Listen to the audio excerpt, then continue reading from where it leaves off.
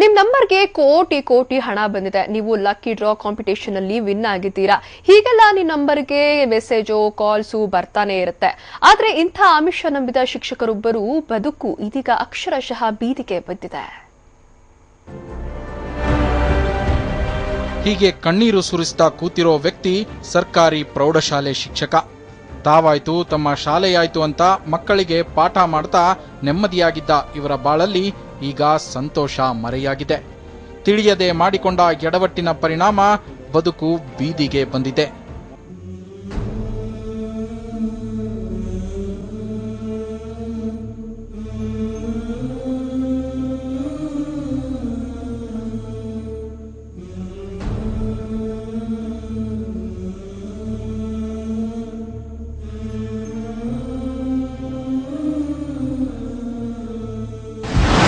ಹೌದು, ಇವರು ಗದಗದ ಬೆಟಗೇರಿ ನಿವಾಸಿ ಮೊಹಮ್ಮದ್ ಇಕ್ಬಾಲ್ ಜಲ್ಲಿಗೇರಿ ಅಂತ. ಹೀಗೆ 3 ವರ್ಷಗಳ ಹಿಂದೆ ಇವರ ನಂಬರ್ಗೆ ಒಂದು ಕರೆ ಬಂದಿತ್ತು.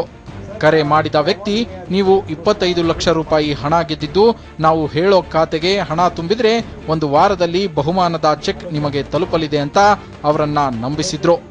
ಆದರೆ ಅದನ್ನ ತಿಳಿಯದ ಇಕ್ಬಾಲ್ ಹಣವನ್ನ ಅವರು ಹೇಳಿದ ಖಾತೆಗೆ ತುಂಬಿದ್ರು. ಇದಾದ ನಂತರ ಮತ್ತೆ ಇಕ್ಬಾಲ್ ಅವರಿಗೆ ಕರೆ ಮಾಡಿದ ವಂಚಕ ಪಡೆ 2014ರ ಮಾರ್ಚ್ 15ರಿಂದ ಇಲ್ಲಿಯವರೆಗೆ 103 ಬಾರಿ ಸುಮಾರು 18 ಲಕ್ಷ ರೂಪಾಯಿ ನಾಮ ತಿಕ್ಕಿದೆ. ಕೌನ್ ಮನೆಯಾಗ ಕರೋಡಪತಿಯಿಂದ ಮತ್ತು ಏರ್ಟೆಲ್ದಿಂದ ನಿಮಗೊಂದು 25 ಲಕ್ಷ ರೂಪಾಯಿ ಲಾಟ್ರಿ ಎತ್ತಿದೆ, ಅದಕ್ಕೆ ನಾವು ನಂಬರ್ ಕೊಡ್ತೀನಿ, ಆ ನಂಬರ್ಗೆ ನೀವು ಕಾಂಟ್ಯಾಕ್ಟ್ ಮಾಡಿ ಅಂತ ಆ ಮಹಿಳೆ ಹೇಳಿದ್ರು ಸರ್. ಇಲ್ಲ ನಿಮ್ಗೆ ನೀವು ಇದ್ರ ಫೀಸ್ ತುಂಬಬೇಕಾಗತ್ತೆ ಅಂತಂದು 18,300 ರೂಪಾಯಿ ತುಂಬಿದೆ. ಒಟ್ಟು ನಾನು 103 ಬೇರೆ ಸ್ಲಿಪ್ ತುಂಬಿದ್ದೀನಿ. ನಾನು 17,650,000 ರೂಪಾಯಿ ತುಂಬಿದ್ದೀನಿ. ವಿಕ್ರಮ್ ಸಿಂಗ್, ವಿಜಯ್ ಕುಮಾರ್, ರಾಜೇಶ್ ಪಾಂಡೆ, ಲಕ್ಷ್ಮಿ ಮಿತ್ತಲ್, ಪೂಜಾ ಎನ್ನೋ 5 ಜನ ನಿರಂತರವಾಗಿ ಕರೆ ಮಾಡಿದ್ದಾರೆ. ಹೀಗೆ ಅವರು ಕರೆ ಮಾಡಿ ಹೇಳಿದಾಗಲೆಲ್ಲ ಹಣ ತುಂಬಿದ ಇಕ್ಬಾಲ್ ಕಾರ್ಪೊರೇಷನ್ ಬ್ಯಾಂಕ್ ಸೇರಿದಂತೆ HDFC, ಮುತ್ತೂಟ್ ಫೈನಾನ್ಸ್ ಮತ್ತಿತರ ಖಾಸಗಿ ಹಣಕಾಸು ಸಂಸ್ಥೆಗಳಲ್ಲಿ ಬರೋಬ್ಬರಿ 18 ಲಕ್ಷ ಸಾಲ ಮಾಡಿಕೊಂಡಿದ್ದಾರೆ. ಅಲ್ಲದೆ ಈ ಸಾಲಕ್ಕೆ ಅಂತಲೇ ತಿಂಗಳಿಗೆ 50,000 ರೂಪಾಯಿ ಬಡ್ಡಿ ಕಟ್ಟಬೇಕಾದ ಅನಿವಾರ್ಯತೆಗೆ ಸಿಲುಕಿದ್ದಾರೆ. ಬರುತ್ತಿರೋ ಸಂಬಳ ಬಡ್ಡಿಗೆ ಸಾಲ್ತಿಲ್ಲ. ಇನ್ನು ಮಗನ ಶಿಕ್ಷಣಕ್ಕೂ ಇವರ ಬಳಿ ಹಣವಿಲ್ಲ. ಇತ್ತ ಊಟಕ್ಕೂ ಪರದಾಡುವ ಸ್ಥಿತಿ ಎದುರಿಸ್ತಾ ಸಾಲಗಾರರ ಕಿರುಕುಳ ಅನುಭವಿಸಬೇಕಾಗಿದೆ.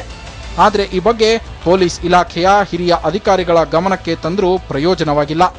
ಇವರ ಸಂಕಷ್ಟ ಸ್ಥಳೀಯ ನಿವಾಸಿಗಳಲ್ಲೂ ಅನುಕಂಪ ಮೂಡಿಸಿದ್ದು, ಪೊಲೀಸರು ಇವರಿಗೆ ನ್ಯಾಯ ಕೊಡಿಸಬೇಕಿದೆ ಅಂತ ಒತ್ತಾಯಿಸಿದ್ದಾರೆ.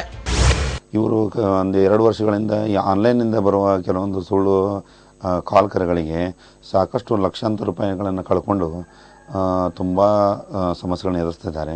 ಆಮೇಲೆ ಅವರು ಮನೆತನ ಸ್ಥಿತಿ ತುಂಬ ಗಂಭೀರ ಐತಿ. ಪೊಲೀಸ್ ಅವರು ಕೆಲವೊಂದು ಠಾಣೆಗಳಲ್ಲಿ ಕಂಪ್ಲೇಂಟ್ ಕೊಟ್ಟಿದ್ದಾರೆ. ಆದರೂ ಅವರು ಪೊಲೀಸರ ಜೊತೆ ಇಲ್ಲರಿ ನಾವು ಇನ್ನೂ ಪ್ರಯತ್ನ ಮಾಡಕ್ಕೆ ಕುಂತೀವಿ ಅಂತ ಹೇಳಂತಾರೆ. ಅವ್ರಿಗೆ ನ್ಯಾಯ ಸಿಗಬೇಕು, ಸ್ವಲ್ಪ ಬೇಗ ಅವ್ರಿಗೆ ನ್ಯಾಯ ಕೊಡಿಸಿ ಅವ್ರಿಗೆ ಸಹಾಯ ಮಾಡೋಕ್ಕಾಗಿ ವಿನಂತಿ. ಒಟ್ನಲ್ಲಿ ಇಕ್ಬಾಲ್ ತಿಳಿಯದೆ ಮಾಡಿದ ತಪ್ಪಿಗೆ ಅವರ ಕುಟುಂಬ ಬೀದಿಗೆ ಬರುವ ಪರಿಸ್ಥಿತಿ ಎದುರಾಗಿದೆ.